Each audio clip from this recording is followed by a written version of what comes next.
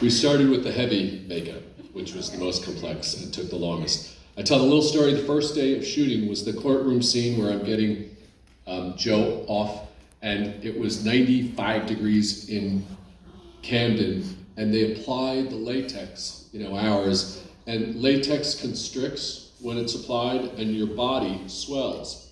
And I got up there and it was like, Your Honor, I can't see it. I mean, it was just, everything was closing in. I asked for oxygen. I'm like, come on, you can do this. This is day one.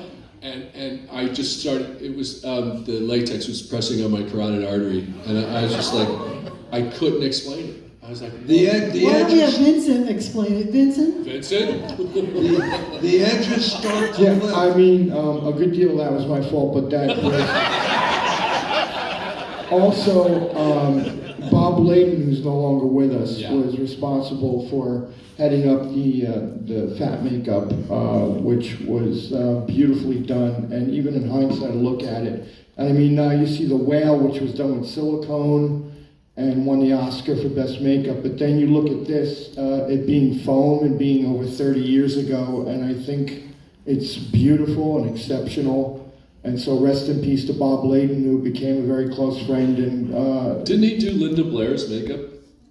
He did Father Maron for see. Dick Smith. He took over the application for that, and also did some test makeups for Godfather 3 for Dick Smith. On a treadmill from 135 until I contractually obligated myself to lose 20 to 25 pounds while we were shooting, and I didn't have that to lose at that time.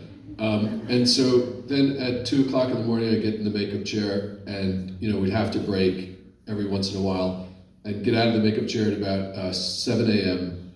and shoot 12, 14, 16 hours, and then wash, rinse, repeat.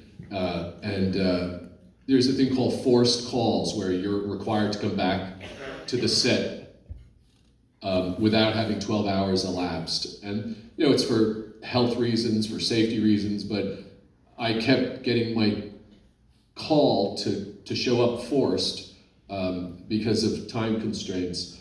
So the element of the application of the makeup was a huge character in this movie, and the process of making it, that I was always cognizant of. We were always trying to expedite it, always trying to make it work faster.